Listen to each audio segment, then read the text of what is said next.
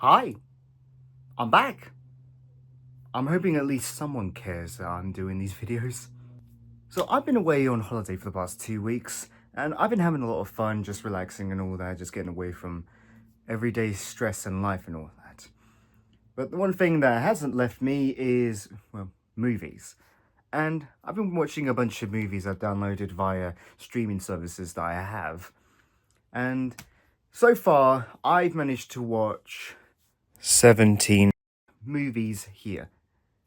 Yeah, and unless I'm gonna watch something tonight, that's gonna be the number of movies that's gonna be in this review. I just felt like recording it now, then adding another movie if I have later. So yeah. And from all those films that I've watched so far over the past 3 weeks or so, it has been a mixed bag, to say the least. There's been some really good films I've watched, some really terrible films, and just some average films here and there. But it was a very big array of different types of films and all that, from different studios, different genres, and different mediums and all that. So without further ado, let's just get into this business, shall we?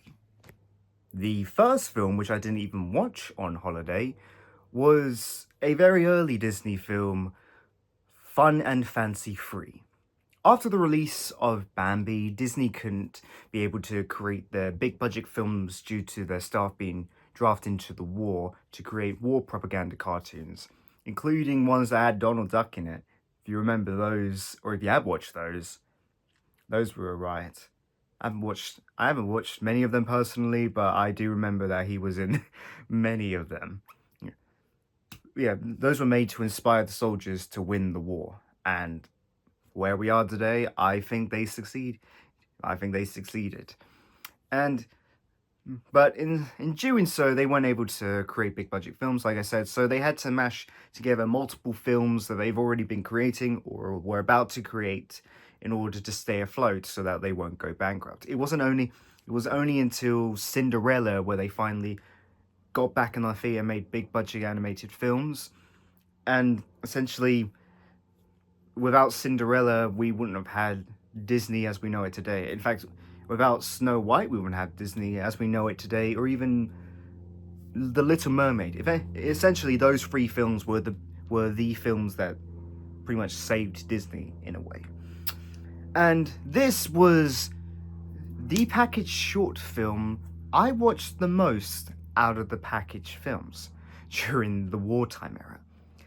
And for some reason, I always liked the worst made stuff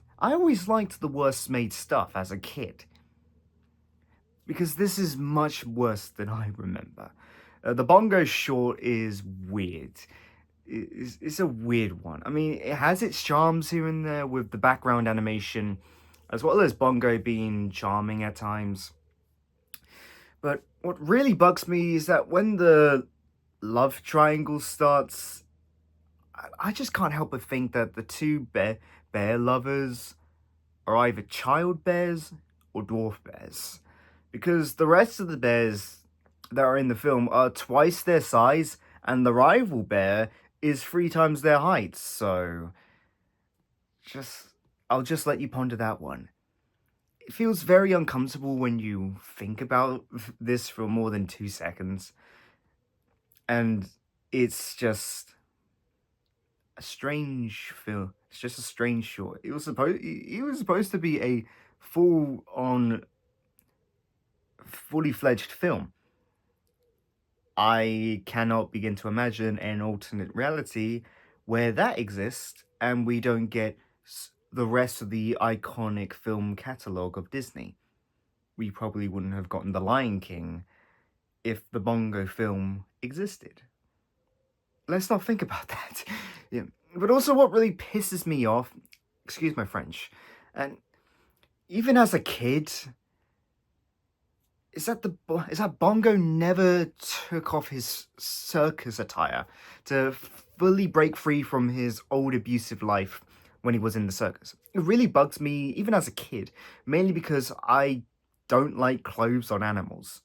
And I'll probably explain this a bit more or not at all if I ever talk about Zootropolis or Zootopia sometime in the future, but it's just strange. And I agree with the nudist colony uh, yak guy. I think it's Yak from Zootropolis, but I'll get into that if I ever watch that film. Again, yeah. Yeah, that storyline is not great. The Mickey and the Beanstalk portion is a much better part of the packaged film, but it drags down by the creepy dummies and the grown man and a child. Also, there's no one else aside from those two humans, so enough nonce talk. It's cool to see the Giant in his debut, and Jimmy the Cricket is always a treat to see. I think if this was only the Mickey, Donald, and Goofy story, this would have been a lot stronger as a film. But as we got it, it's just no. I next watched Chip and Dale. Honestly, I've said this enough times, if anyone remembers, but Donald just can't escape from these two rodents from ruining this day. Quite frankly, he needs to call an exterminator for these two.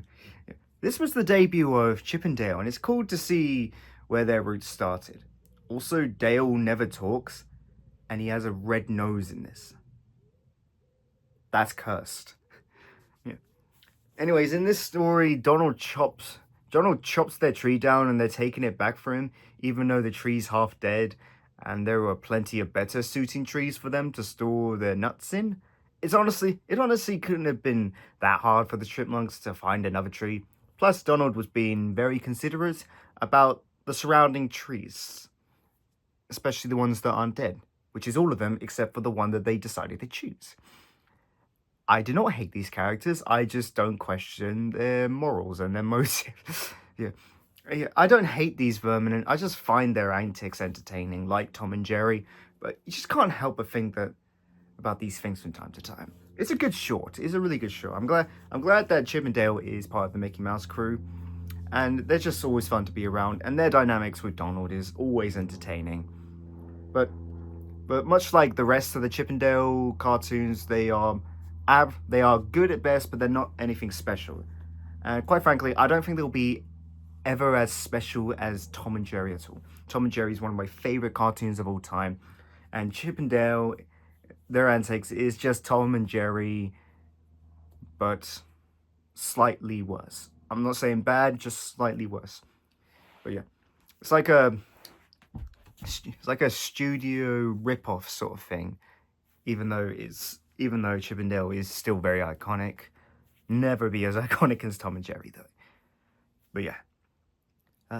The next film, or the first film I watched during my holiday, was Turbo. It's Ratatouille meets Cars meets Wreck-It Ralph. It's very derivative of so many better films whilst not doing anything interesting with it, whilst having a lackluster story and uninteresting and flat characters. It's entertaining for kids and nothing else. I've had good memories with this, but rewatching this, I can't help but think that why wasn't this better made?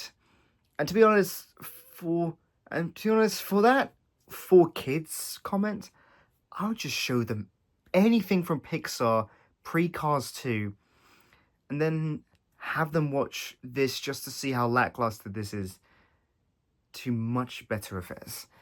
The only part that I actually enjoyed was Ken Jeong's character as the tiny Asian old lady. She was funny and had me laughing.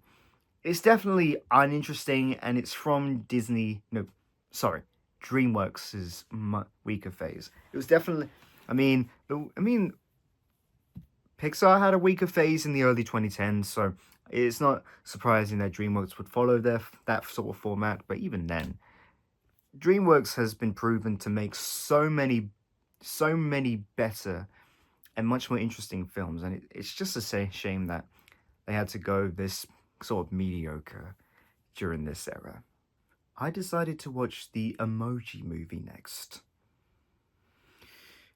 Everything that everyone has said about this film is correct.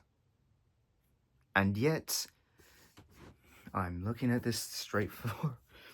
The worst part about this movie is that I don't hate it and that I enjoyed it, and for once I had to follow the crowd and give it a very low score because instead of being a regular low quality kids movie, it had to be an insert corporations are bad quote everyone uses because the Emoji movie just had to be an advertisement. I can't keep this with a straight face. I hope you are laughing or dying inside with me. It has fun and charm here and there, but if you put it in any other context, the film itself is just bland and forgettable. No one would be talking about this if it wasn't a film about emojis and how cool phones are and how addicting they are. Nothing would change the fact that it's just a regular bland movie we get too often. I don't hate it. I have no need to hate it. I just don't care about it. It has a plot, decent character building, interesting character stakes, but just put on any other better film and you'll get much more worth from those. Watch anything else and you'll get so much better film quality than this. I can't give a damn to hate this film because why should I care? It's flat, uninteresting, and just a waste of time. Just like the time I wasted watching this film. Please and... Okay, this one's going to be a much better film, but it's probably going to be a hot take. Essentially, I'm not really sure how big of a hot take, but I feel like it's a hot take because I've heard about very strong opinions on so many people, and I've heard a very big hot take on a very popular YouTuber. I'm pretty sure we all know who he is once I mention the film, but I'm definitely going to be more on his side by saying that it's a hot take. Anyways, next is Howl's Moving Castle. This is a weird film for me. It's a whole bunch of, and then this happens because of this. It definitely has a strong narrative, a very strong narrative, and the characters were all interesting. But maybe I just wasn't that intellectual enough to understand the full perspective of the story and what's going on. Also, this is a shock for someone like me, who normally always gets sucked into the romance. I always get sucked into the romance, even if it's poorly made or not that interesting, or if it's actually toxic. Even though I would never condone or support that, I would very much get sucked into this, which is why I'm very nervous for when I feel like I might have to watch 365 days, even though I don't want to. I didn't get sucked into this romance. For once, I did not see why the main leads were in love. Sophie and Howl, they had interesting characters, but I did not see why they started to fall in love. Usually it clicks for me instantly, but for this, it doesn't. Mainly because Sophie is an old lady for most of the film, and Howl looks like a twink. Maybe some more scenes together would have sold it for me. And maybe if the characters didn't feel like their decisions were made instantly and it felt a little bit more natural, then maybe I would have been more compelled. I don't think it's the problem with her being an old lady. I was fully sold by Beauty and the Beast, with Belle falling in love with a beast.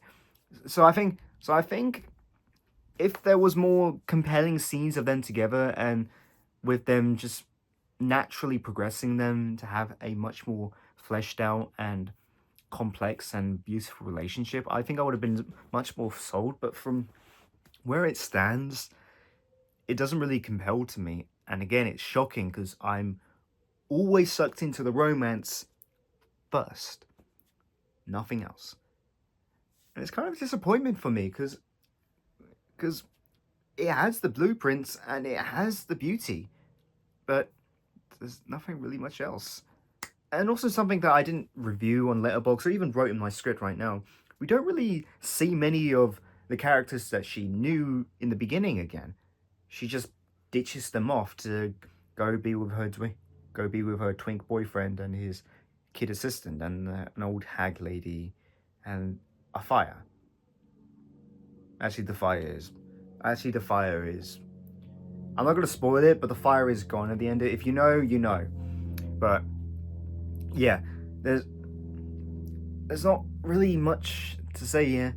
The old characters that Sophie knew, they don't return, and it's really shocking. I'm surprised that we didn't get a reunion with her and her sister. If that is, yeah, I think it's her sister, because that would have been really interesting to see how she reacted to Sophie. I mean, it was the case with her mum. I think that was her mum. I'm just trying to remember what I watched. It was like a couple weeks ago, but all in all, it just feel like some characters were underdeveloped, and the villain is weird, I guess. I don't really want to insult her, but it's part of her just doesn't really make sense. But yeah, enough. But yeah, and also, I don't really fully understand Sophie's curse. She turns back to beautiful when she accepts herself or understands herself. I'm not really sure. I mean, I get it, but I don't fully get it. It's just weird. I will say this, more positives. The animation is very beautiful. The story is intriguing enough. It has the right level of too busy to sell the audience with the animation and the characters, and it is a good film. I do not hate it. I wish I could truly understand why everyone loves it and calls it a masterpiece, much like The Crabman. But for me, I can only call it great and not outstanding. Next is Leo. I love Adam Sandler, so naturally his filmography will be drawn to me. In fact, my entire family loves Adam Sandler. We were on another holiday a couple months ago, and throughout the entire holiday, they were all doing a marathon of Adam Sandler films. And I really wish I was doing a marathon with them as well, because I'm missing out on so many great movies. But yeah, Leo. Yeah, this story is really sweet. With Leo the lizard bonding with the students and helping them deal with their problems that they need to overcome, whilst also getting some fulfillment in his life after thinking his time is almost up. The dynamics between the kids were really sweet and all interesting and unique with their struggles, and I'm glad that there wasn't a central bad guy within the group, and each of them had problems they had to deal with. There's a bully character in this, but Leo helps him as well to understand his struggles and how to overcome them. It's really sweet and endearing stuff. It's nice to see a substitute teacher gain some respect, especially since they need all the help they can get. Thinking about it now, I do really wish that my classes didn't really insult or disrespect my substitute teachers as much as we did, because they're teachers. What gives students the right to not respect them just because they're not their teachers? That's not fair. It's not fair. And I think, and besides, they're adults as well. You should be respecting adults unless they're bad people. So why do we constantly slack on substitutes? It's really a shame, man. And this one's sweet, and she's a good character. She did seem like she's gonna start out as a stereotypical mean teacher, but as time grows, you can see her depth and conflict, and her dynamic with Leo was really something. And the ending was really sweet as well. I guess Squirtle the turtle was fine. He was a bit unlikable, but he redeemed himself enough to not be annoying. And his and Leo's friendship, whilst being a lot of arguing, was sweet. I will say that. Also, this film has the ugliest kindergartners I've ever seen in a film. I mean, what the heck is this? This is a freak of nature. Why is there eyes on the side? It is one of the most terrifying things I've ever seen, and I will probably never get this out of my head. I really did not need to see that. Thank you. Overall, is it great? Is it a high quality film? No, it's very simple, and at times it feels like that the story doesn't progress as great as it could have been, but it's enjoyable. And for once, I will say this: it has good representation on certain types of personalities and mental differences and disabilities and all that, and it was done really well. This has an autism and ADHD character where she constantly talks, and I really like the lesson of maybe she should just listen sometimes, because I mean, if you're someone like me who wants to talk all the time about stuff I love, it's always good to listen to other people about their opinions, and also really to remember that it's not all about you, it's about everyone. So I think that was a good lesson. You might not agree with me, but I personally think that was a great lesson to deal with. Also, she had some really funny scenes. One with a crocodile. I won't spoil it, but I'm just going to recommend this film. It might not be for everyone, but it's a really good film. Here's another potential hot take. I didn't hate the electric state. That rhymed. I just realized in my script I wrote hot cake instead of hot take. I'm keeping this in because I might be funny. It's not as terrible as everyone says it is, but it's not great. It's just basic and nothing that interesting to give. I had a decent enough time with it. It has a lot of merits to give. The story and the world building is interesting enough, even if it's underdeveloped and leaves so many questions and elements unanswered. But it was fine. The characters were fine, though the villains were basic, and the robots all had their charm and really good design styles. I will say that. Though my dad said that when we were watching the trailers, my dad said that the Peanut robot looks like a Five Nights at Freddy's animatronic character, and I can't see that. I can't. I don't care. Mr. Peanut looks like a FNAF character, and you cannot change my mind. Yeah. Though it honestly seems like the filmmakers did not understand the book it was adapting. Much like Mortal Engines, which I have seen by the way, though I have not read the book, but I have got the book and I do want to read it. It's mainly all cool visuals and action, but an underbaked story, themes, and characters. I don't like this as much as the Mortal Engines film, but is that really a high praise or a compliment? It's really such a shame because the books had really good concepts and interesting enough themes, from what I'm guessing, but it's just the films just always, always crap the bed for some reason. In Time is next. I enjoyed the Electric State more than this, even though this is a better made film. It has a very creative premise, somewhat wasted on a Bonnie and Clyde storyline.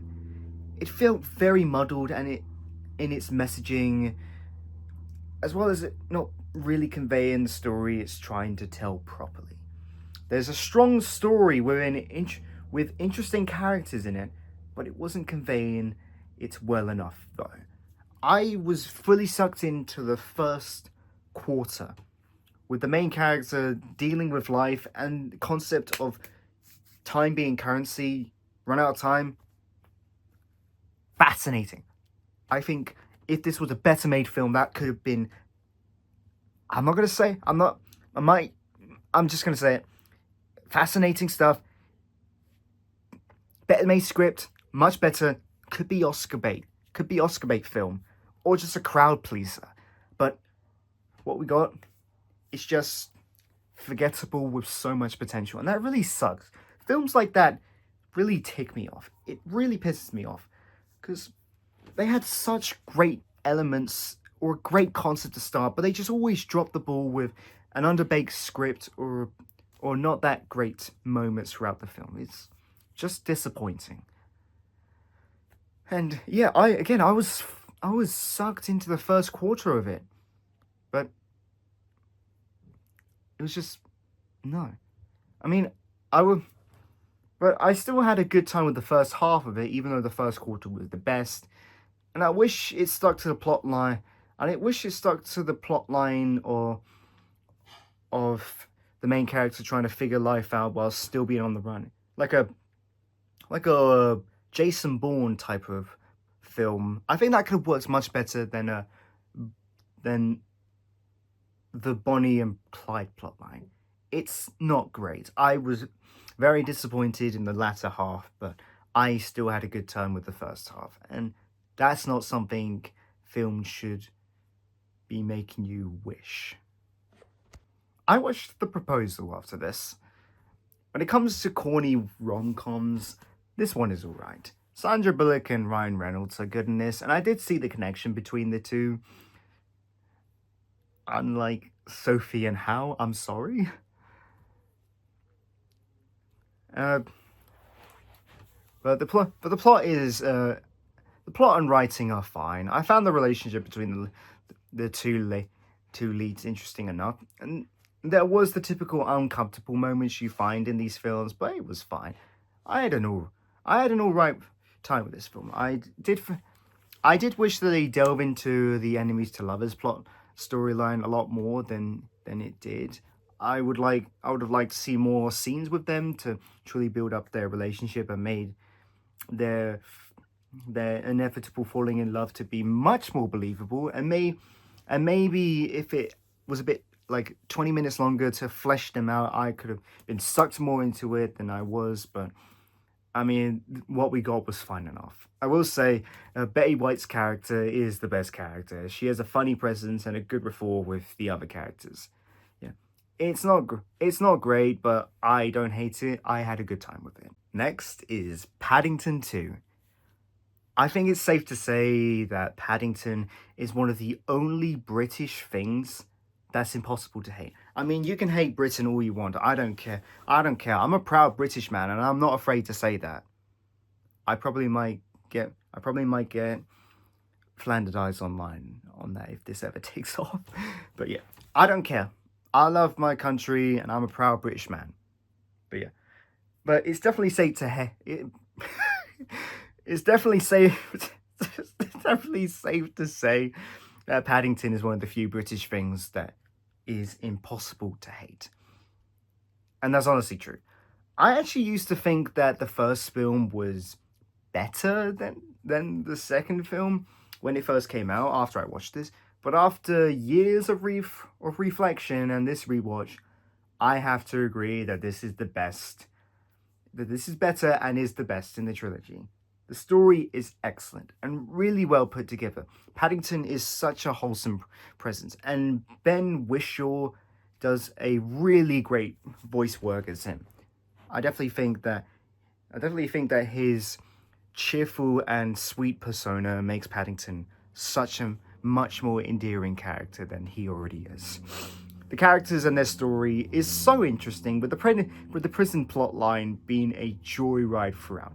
The villain played by Hugh Grant is such a fun presence and has good antics with the other characters. I mean you won't find much else like here. Again, Paddington is great. The story is great. The characters are great. Great arcs. A great score, and just great wholesome moments and very unexpected moments like all the prisoners becoming all cheery and that. Thanks to Paddington. I'm not sure how realistic this is. I would not want to do an experiment in an actual prison to see if this would probably be real. But hey, it's a film. It's a film, and with a wholesome film like this, you can't hate it. I think it's impossible to hate. I don't need to say anything else. This is a great movie, and I loved it. I watched Sing after that. Illumination is a talking point when it comes to Western animation. And whilst I agree that they are no early Pixar, I think that some of their films aren't as bad as everyone says they are.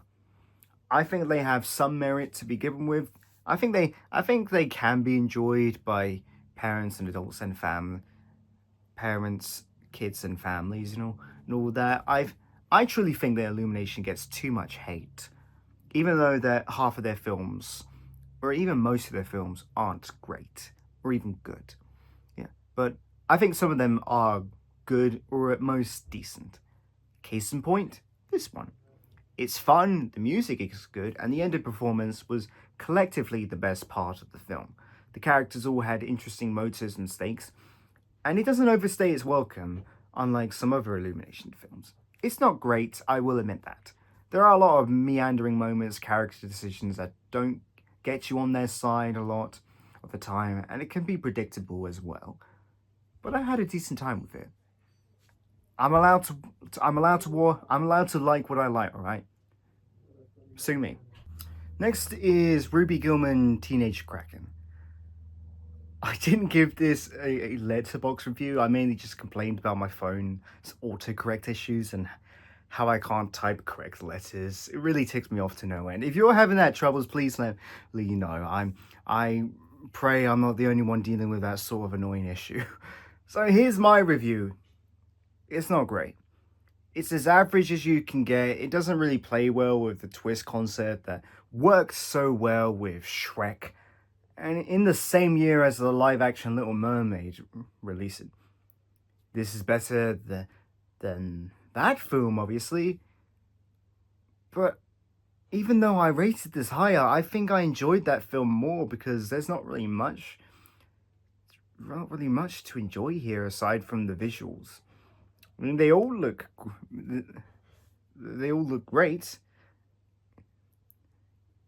but there's not really much there. The story is basic, the characters aren't that developed, the twist is predictable considering that Krakens and mermaids were at war in this movie, and they tried to see if maybe more Krakens and mermaids could join together. I think if it went down that line where they were converging paths to settle differences, I think that would have been much more compelling instead of what we got.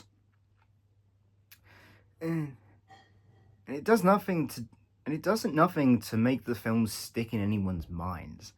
Also, the character designs are just strange. I'm not going to say ugly, because it's obviously a stylistic choice, and I respect DreamWorks very much for having unique styles with every film, which is one of the reasons why I love The Wild Robot. It has such a unique style for its own.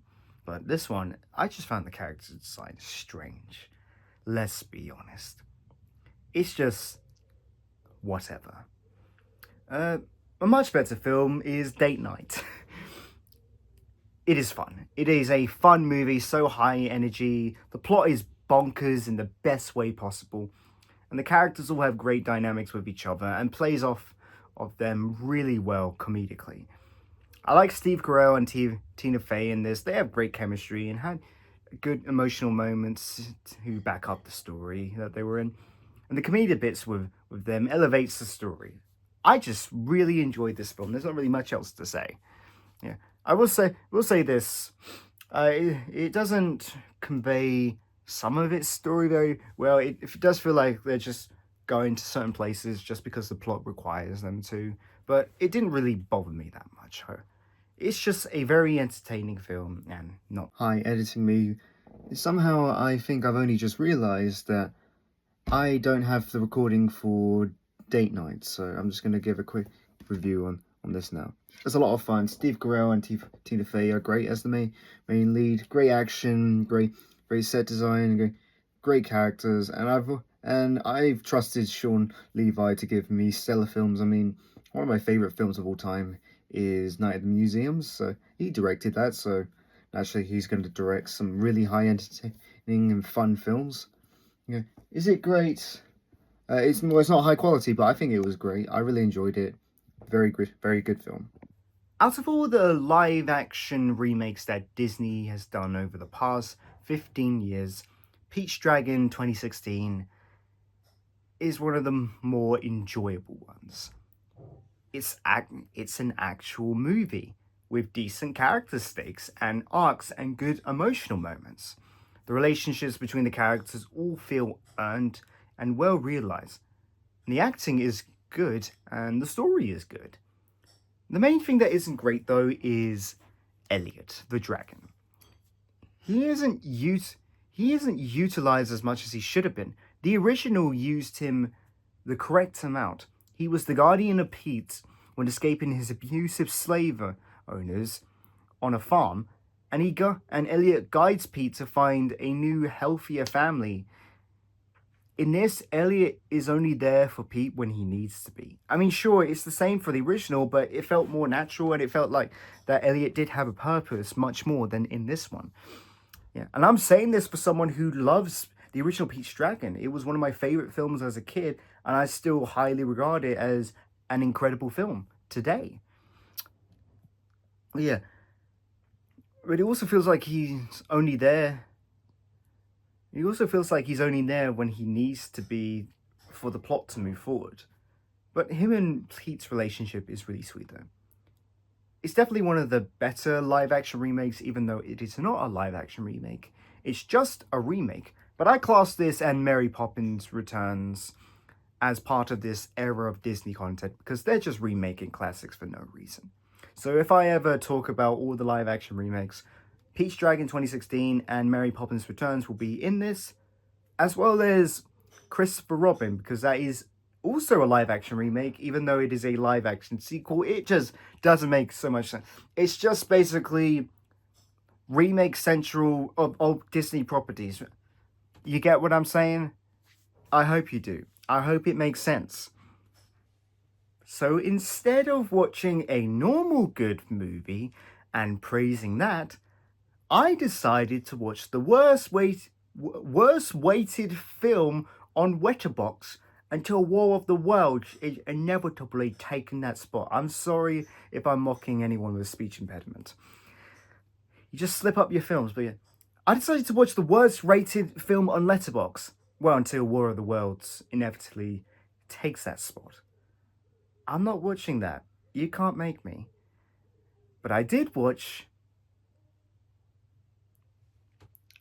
Dragon Ball Evolution. This was me when watching this. Yeah, I really mean that. And it's bad. It's so bad. Usually, I'm more lenient towards bad movies, calling them decent, even though it's very flawed. I mean, I gave Voyagers a 7 out of 10, and Morpheus was something that was somewhat enjoyable, even though that is only a 4 out of 10. But I can't defend this film. Every single element that was made was done in the worst way possible. I don't need to explain why this is so horrendous. Everyone already knows. Unless you don't, then watch a full-fledged review on this train wreck. This is just a rundown video. I'm not doing a full review. This is mini reviews spliced together. I mean, I have never watched Dragon Ball Z, but if I did, I would be much more insulted by this film's existence. If I had, but I haven't, so I can only just suffer as much as I can. But I would think I would give that a 1 out of 10 if I did watch Dragon Ball Z, but I didn't, so I'm not. But if I will, I would probably still not, because I can't give a damn to hate this movie as much as other films that I hate much more. More on those some other time. Yeah, the only worth this film has, and it's just a tiny worth that shouldn't exist, is being the worst rated film on Letterboxd with a 0.9. And again, War of the Worlds is most likely going to be taking that spot. So I guess this film is finally going to be truly worthless. If anyone likes this film, please let me know, and I'm going to ask you, why? Why? Why? After watching a terrible movie, I decided to watch a good movie, being 13 Going on 30. It's a fun film. The story is interesting enough, and the comedy backs up the story, making it much more enjoyable. The thriller scene is just incredible. I really enjoyed that. And it just proves that adults are as fun as kids, and we just love dancing. I love dancing. I love dancing. I would gladly dance Thriller with the cast. It's just a lot of fun. Yeah, the cast is solid all around. Jennifer Garner and Mark Ruffalo being good leads with good chemistry. Andy Serkis is enjoyable, and Judy Greer plays a great hateable rival character. The film is simple and at times feels like the plot is dragging, and there are moments here and there that are either comfortable or jokes that when you think about it is pretty out there, I will say.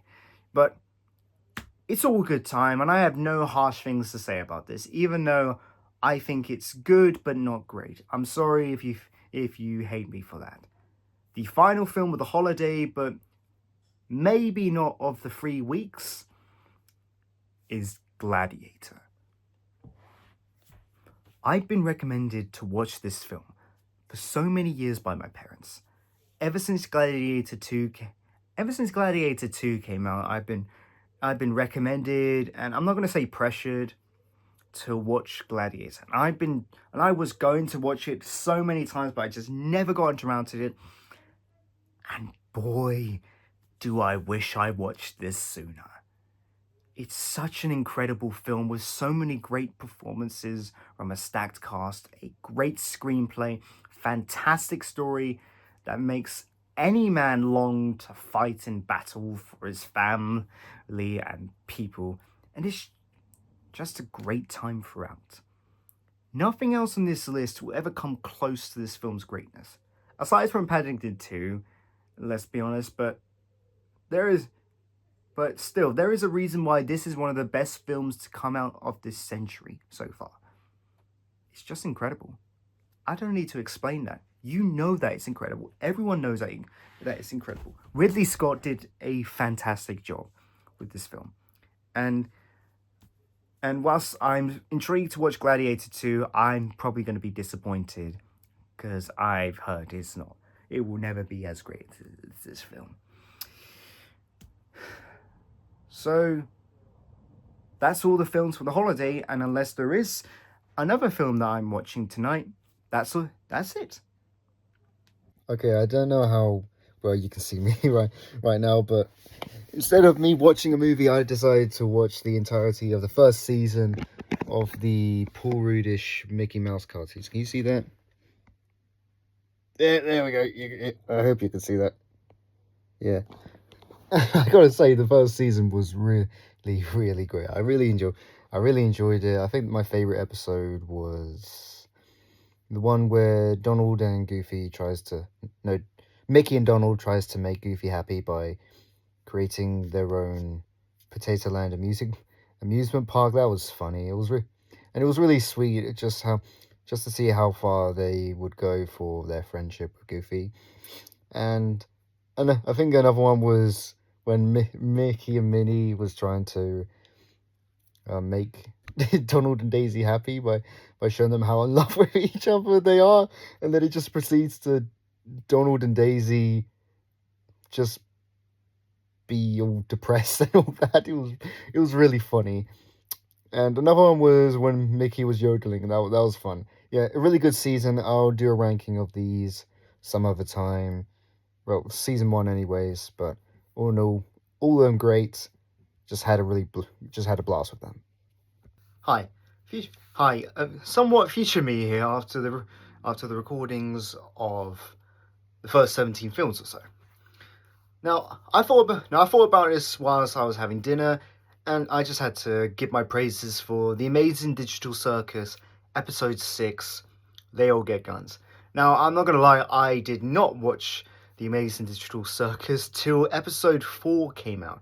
I thought it was just some dumb kids slop, some just brain rot stuff, especially how the internet was treating the Amazing Digital Circus after it came out, and it was not pretty. But I finally watched the first 4 episodes, and